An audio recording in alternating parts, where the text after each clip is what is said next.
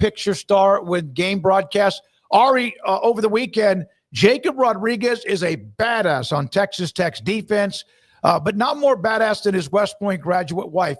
We were discussing that. We brought that up as a trend. Now, back in there was Shipley and McCoy, and there was Catherine Webb, but the bottom line, more on than his wife, but he is right now as good a player playing defense in the Big 12, maybe in the country. Yeah, and a lot of times, Smokey, I think we get a little fatigued as fans. Yes. As they're constantly, ESPN in particular, surveying the crowd for family members. But Emma Rodriguez is definitely not one of those. I mean, she is, West Point graduate. She's an Army officer and a helicopter pilot. So, yeah, amazingly badass. And, I mean, Jacob Rodriguez has such an incredible story. I mean, he started as a quarterback at UVA, and he has been the best player on some bad defenses for Texas Tech. Well, now the defense matches Jacob Rodriguez. And so, just his path and starting as a quarterback, getting to Texas Tech, being a really good linebacker on some really bad defenses, and now, the best player and maybe one of the most crucial players on arguably the best defense in the country. And that's certainly something that Joey McGuire believes. And, I think it's almost weird. We almost have to recalibrate ourselves in looking at Texas Tech, like even just looking at the jerseys as they play. Like it's hard to believe that their defense would be this good or could ever be this good. And I don't know that we're there yet in terms of understanding how good this defense truly is, because their offense is really good too. And obviously with Texas Tech, historically, we've just always been enamored with what they've done on offense. And yeah, this Texas Tech defense is legit. Well, it took a lot of, trial and error research of the Joey McGuire staff to figure out what they wanted, but getting a new play caller in there was very important. Someone who had a different perspective than maybe they'd ever had. But the talent evaluation that they did, I think sometimes the portal becomes oh crap, we need a defensive end. Who's the best guy we can get right now kind of a thing with this money. Like, they didn't have any financial restrictions on those things, which certainly helped. But also there's some schools that have had that and be like, yeah, go get that defensive tackle, pay him $2 million. And then he's not really that good. They really drilled down on who fit, didn't they? Yeah. And Paul, I think this is a really important point here. And I give a lot of credit to Joey McGuire because, it's one thing to go out and spend money. I mean, Jimbo Fisher spent tons of money at Texas A&M. But if you can't bring the room together, if you can't galvanize the group, that's the thing we always refer to as culture. Like, it just doesn't matter. And I remember talking to Joey McGuire at Big 12 Media Days, and it was kind of like, well, it's on you now. Like, this is the talent is there. It's on you now to bring those guys together. And, yeah, I mean, Romello Height I think this is his fourth school. David Bailey, did he come to Texas Tech because of fit, or did he come because they're the highest bidder? So, I think those conversations are extremely important in terms of fit. And I knew Texas Tech did a really good job of figuring out not just fit, but also all right, where are the areas we really need to spend money in the portal? But I give a ton of credit to their coaching staff and Joey McGuire in particular, because, it really is on him. They do have some guys like Romello Height's a good example of this. Like, he's kind of a mercenary, like he's been around and he's looking for the highest bidder. And so you've got to be able to get those guys to buy in. And Paul, I think that's the biggest factor here. And maybe the most underappreciated story of the college football season is how much of a buy-in he's gotten. Now, look, they haven't really faced adversity yet. And, I don't know that they will in this Kansas game, but next week, we've got, the Big 12 game of the century of the year with Texas Tech and Arizona State in Tempe. Well, now they might have to face some adversity. Let's see what happens to this team in terms of their collective unity when they get punched in the mouth, because that's really what we're going to find out, this team's mettle. Ari, big win for Cincinnati. There was a lot of smoke leading to that game. It wasn't a shocker because I think most of the week they were favored to win the game. And then you had all the reporting about Iowa State's corners and everything else. But, man, to get up early the way that they did, it looked like not only going to win, they're going to kick their ass. And Iowa State saved some face. But what were your thoughts coming out of that game, and where do you kind of put Cincinnati now in your pecking order without trying to, overreact too much? Yeah, look, I mean, I think if something happens in one game, whatever, it can happen. It could be an anomaly. I think, you look for patterns, though, things that happen over multiple games. And, in watching the Kansas game, you've seen teams run through Kansas tacklers. But the Iowa State game, I think, confirmed what we had seen Cincinnati do to Kansas. I mean, Tyree Walker, he is an absolute load. And, I mean, he had a 17-yard run in the first possession of the game against Iowa State that, like, he broke 9 tackles. And it should have been a no-gain run, and yet he gained 17 yards, and he broke 9 tackles. And I think that really set the tone for the game. Like, they are a physical football team in every way. And, I mean, it's their offensive line. You talk about adding the right guys to the portal. They had Gavin Gearhart at center, and then they had, Tyron Tayo and Joe Cotton, 2 guys have become huge for them. So they're very physical at the point of attack in terms of their run game.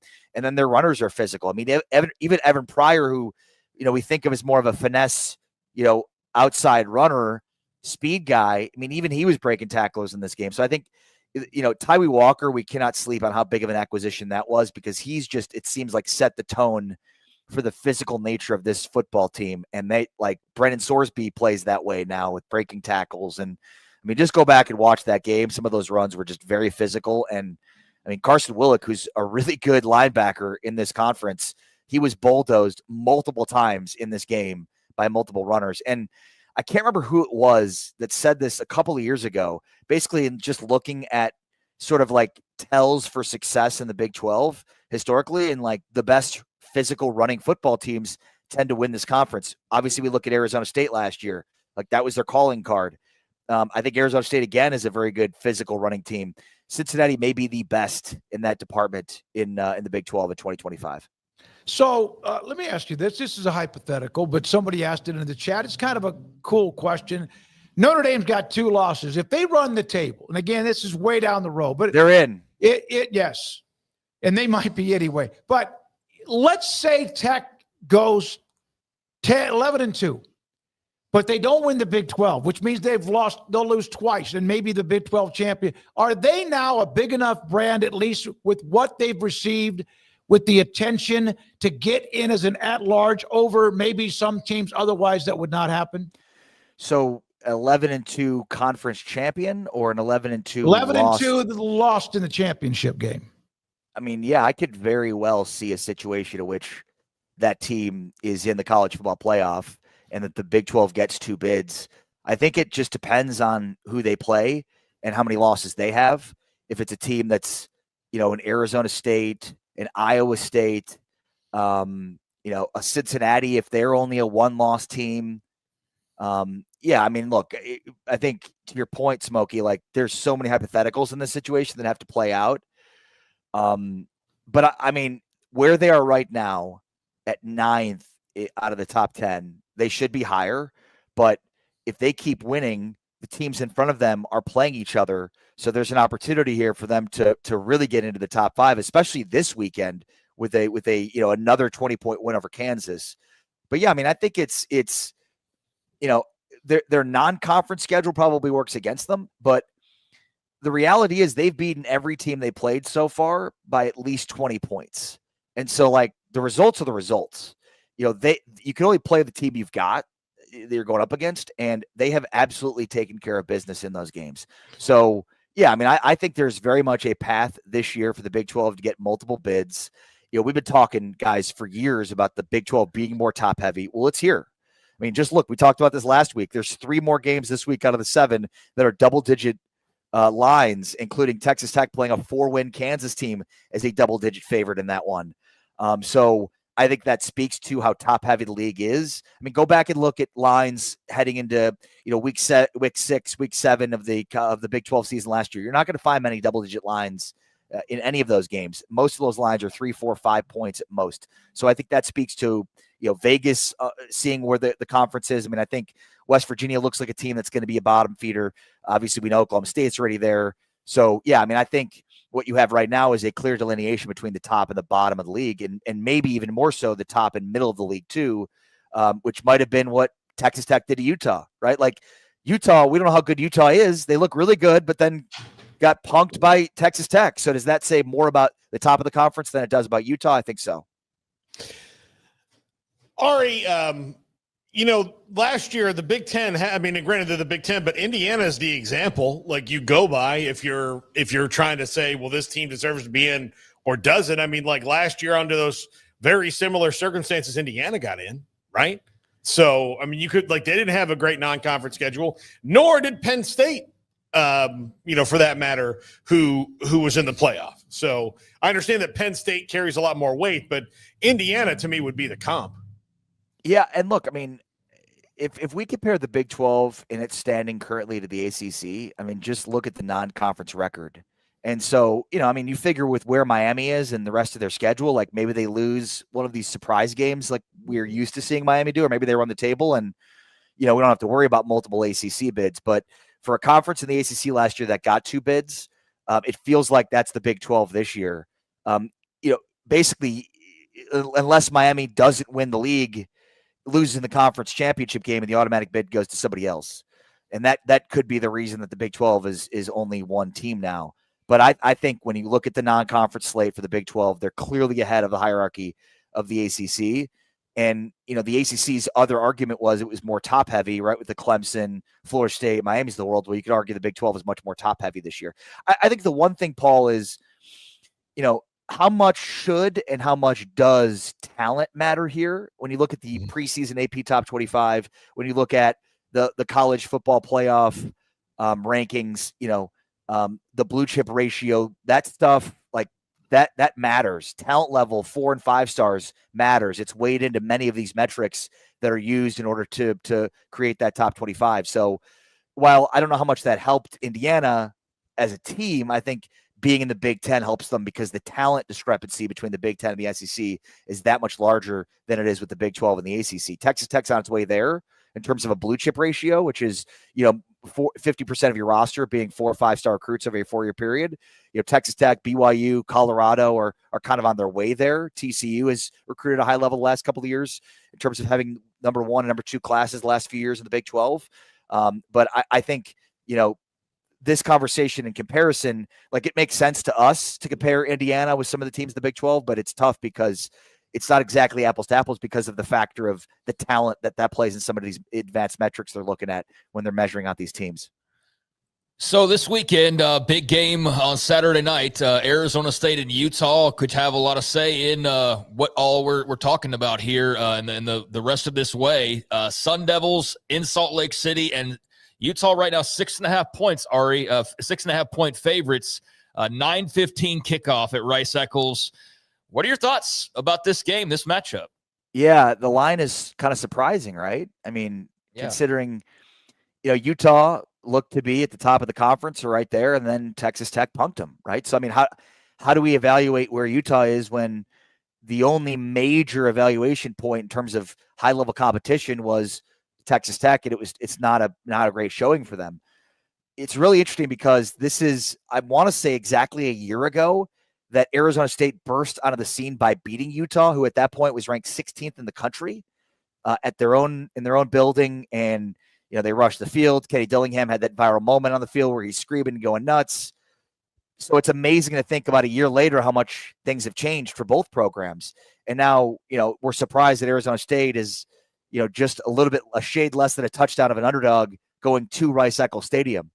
I think the biggest thing when I look at this matchup individually is Arizona State's ability to disrupt the passer. They've been so good. Last year they were good defensively, but their margins were slim because they just didn't sack the quarterback much. They had 6 sacks last week, Arizona State. That's like more than they had in like a 5-game stretch last year. So, I mean, they're one of the best teams in the country right now at sacking the quarterback. To me, that's the game within the game because Dan Pierce hard to sack. He's good on the move.